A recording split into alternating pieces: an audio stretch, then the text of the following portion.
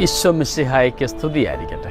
സ്നേഹമുള്ളവരെ, സഭ നമ്മളെ ഇന്ന് ഓർമ്മിപ്പിക്കുന്നത് വിശുദ്ധ മത്തായി ശ്ലീഹായുടെ സുവിശേഷം 18-ാം അധ്യായം 10 മുതൽ 14 വരെയുള്ള തിരുവചന ഭാഗം. ആരും നശിച്ചു പോകാനായിട്ട് ഈശോ ആഗ്രഹിക്കുന്നില്ലെന്ന വചനം നമ്മളെ ഇന്ന് ഓർമ്മിപ്പിക്കുന്നു. ഒരാൾ പോലും നശിച്ചു പോകാതെ എല്ലാവരും രക്ഷപ്പെടണമെന്നാണ് ദൈവത്തിൻ്റെ ആഗ്രഹം. കാൽവരിയുടെ വിരിമാറിലെ ബലിയാഗത്തിൻ്റെ അർത്ഥം പോലും എല്ലാവർക്കും രക്ഷ എന്നത് തന്നെയായിരുന്നു. തിരുവിലാവിലെ തിരിച്ചോര കൊണ്ട് ഞങ്ങളെ കഴുകി ശുദ്ധമാക്കണമേ എന്ന് നമുക്കിന്ന് പ്രാർത്ഥിക്കാം. സാധാരണ നമ്മുടെയൊക്കെ സ്വഭാവമാണ് നമ്മിൽ താങ്ങു നിൽക്കുന്നവരെയൊക്കെ അടിച്ചമർത്താനും അവരെ ശകാരിക്കുവാനും അവരുടെ കുറവ് കണ്ടുപിടിക്കുവാനും ഒക്കെയുള്ള പ്രവണത. നമ്മുടെ ഒപ്പമുള്ളവരോടോ നമുക്ക് മുകളിലുള്ളവരോടോ നമുക്ക് ഭയമാണ്. ഉള്ളിലൊക്കെ ആഗ്രഹമുണ്ടെങ്കിലും അത് പ്രകടിപ്പിക്കാൻ നമുക്ക് സാധ്യമാകുന്നില്ല. പലപ്പോഴും നാം പ്രകടിപ്പിക്കുക നമ്മളെക്കായാലും കുറഞ്ഞവരെന്ന് നാം കരുതുന്നവരെയാണ്. ആരുടെയും കുറവ് അല്ല ഈശോ നോക്കുക കേട്ടോ.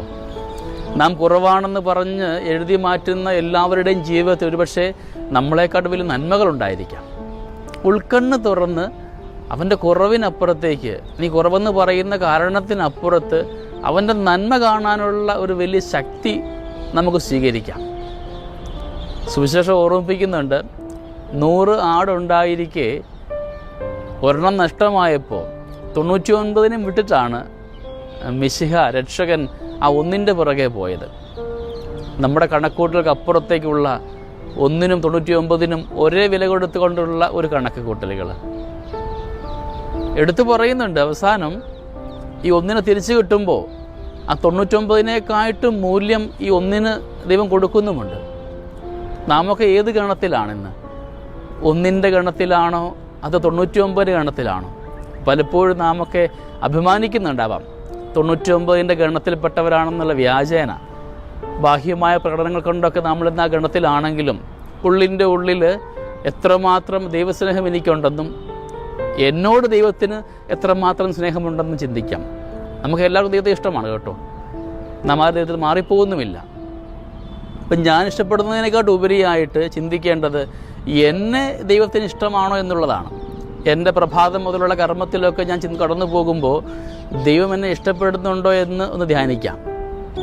തിരിച്ചാണ് നമ്മുടെ ഉത്തരമെങ്കിൽ ഓർത്തുകൊള്ളുക, ഇനിയും സമയം മാറിപ്പോയിട്ടൊന്നുമില്ല. ദൈവത്തിങ്കിലേക്ക് തിരികെ പോകാം. ദൈവം ഇഷ്ടപ്പെടുന്ന ജീവിതമായിക്കൊണ്ട് നമുക്ക് നമ്മുടെ ജീവിതത്തെ പവിത്രമാക്കാം. ചെറിയവർ ഒരുവനെപ്പോലും ഉപേക്ഷിക്കാതെ എന്നും എല്ലാവരും ഉൾക്കൊള്ളുന്ന ആ വലിയ മനസ്സിലേക്ക് നമുക്കും ഇടമുണ്ട്. തിരിച്ചു പോകണമെന്ന് മാത്രം. മനസ്താപത്തിൽ നമുക്ക് തിരികെ പോവാം. ജീവിതക്രമങ്ങളെ ഉപേക്ഷിച്ചുകൊണ്ട് ഈശോയിലേക്ക് തിരികെ പോവാം. തെറ്റുപറ്റുമ്പോൾ മനസ്താപത്തോടുകൂടെ അണയുന്നവർക്കൊക്കെ ഇന്നും അനുഗ്രഹം മാത്രമേ ഉണ്ടായിട്ടുള്ളൂ. അതിനുള്ള വിശാലത നമുക്കുണ്ടായിരിക്കട്ടെ. നാണക്കേടൊന്നും വിചാരിക്കാതെ, കുറവാണെന്ന് വിചാരിക്കാതെ തമ്പുരാൻ സന്നിധിയിൽ അണയുവാനുള്ള നന്മ നമുക്കുണ്ടാകും. ആരെയും കുറച്ച് കാണരുത് കേട്ടോ. എല്ലാവർക്കും ദൈവം നൽകിയ നന്മകളുണ്ട്, ഒരുപാട് കഴിവുകളുമുണ്ട്. നമ്മോടൊപ്പമാവുന്നില്ല എങ്കിലും ചിലയിടങ്ങളിലെങ്കിലുമൊക്കെ നമ്മളെക്കാൾ മേലെയായിരിക്കാം അവർ.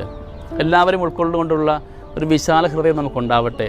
ഇത് ജപമാല അർപ്പിക്കുമ്പോൾ നമുക്ക് പ്രാർത്ഥിക്കാം, അമ്മ മാതാവേ, എല്ലാം ഉൾക്കൊള്ളുവാൻ, എല്ലാവരെയും സ്നേഹിക്കുവാനുള്ള ഒരു വലിയ നന്മ ഞങ്ങൾക്ക് വേണ്ടിയിട്ട് ഈശോയിൽ നിന്ന് മേടിച്ചു തരണമേ എന്ന് നമുക്ക് പ്രാർത്ഥിക്കാം. നമ്മുടെ കർത്താവ് ഈശോ മിശിഹായുടെ കൃപയും പിതാവായ ദൈവത്തിൻ്റെ സ്നേഹവും പരിശുദ്ധാത്മാവിൻ്റെ സഹവാസവും നമ്മുടെ കൂടെ എന്നും ഉണ്ടായിരിക്കട്ടെ, ഇപ്പോഴും എപ്പോഴും എന്നേക്കും. ആമേൻ.